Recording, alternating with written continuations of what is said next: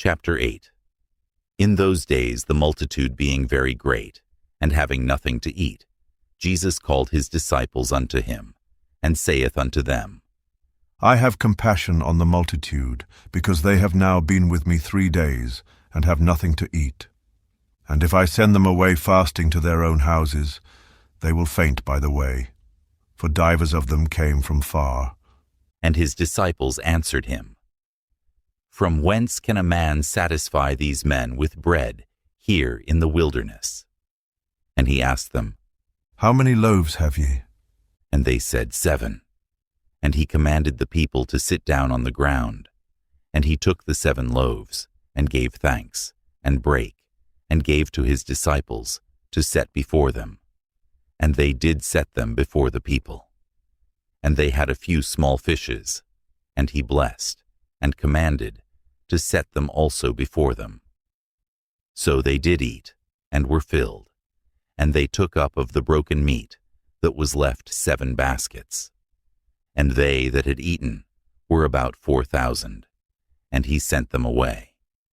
And straightway he entered into a ship with his disciples, and came into the parts of Dalmanutha. And the Pharisees came forth, and began to question with him, seeking of him a sign from heaven, tempting him.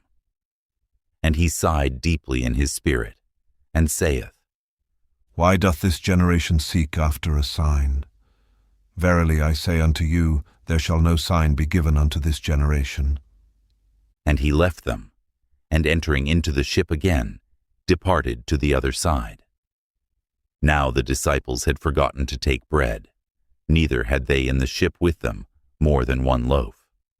And he charged them, saying, Take heed, beware of the leaven of the Pharisees, and of the leaven of Herod. And they reasoned among themselves, saying, It is because we have no bread.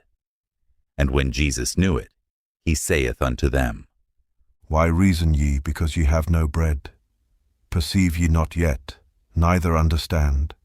Have ye your heart yet hardened? Having eyes, see ye not? And having ears, hear ye not? And do ye not remember? When I brake the 5 loaves among 5,000, how many baskets full of fragments took ye up? They say unto him, 12. And when the 7 among 4,000, how many baskets full of fragments took ye up? And they said, 7. And he said unto them, How is it that ye do not understand? And he cometh to Bethsaida. And they bring a blind man unto him, and besought him to touch him. And he took the blind man by the hand, and led him out of the town. And when he had spit on his eyes, and put his hands upon him, he asked him if he saw aught. And he looked up, and said, I see men as trees, walking. After that he put his hands again upon his eyes, and made him look up. And he was restored, and saw every man clearly. And he sent him away to his house, saying, Neither go into the town, nor tell it to any in the town. And Jesus went out, and his disciples, into the towns of Caesarea Philippi. And by the way he asked his disciples, saying unto them, Whom do men say that I am? And they answered, John the Baptist. But some say, Elias, and others, one of the prophets. And he saith unto them, But whom say ye that I am? And Peter answereth, and saith unto him, Thou art the Christ. And he charged them that they should tell no man of him. And he began to teach them that the Son of Man must suffer many things, and be rejected of the elders, and of the chief priests and scribes, and be killed, and after 3 days rise again. And he spake that saying openly. And Peter took him, and began to rebuke him. But when he had turned about, and looked on his disciples, he rebuked Peter, saying, Get thee behind me, Satan, for thou savorest not the things that be of God, but the things that be of men. And when he had called the people unto him, with his disciples also.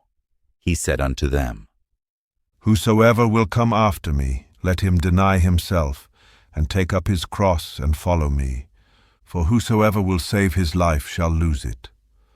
But whosoever shall lose his life for my sake and the gospel's, the same shall save it. For what shall it profit a man, if he shall gain the whole world and lose his own soul? Or what shall a man give in exchange for his soul? Whosoever therefore shall be ashamed of me and of my words in this adulterous and sinful generation, of him also shall the Son of Man be ashamed, when he cometh in the glory of his Father with the holy angels.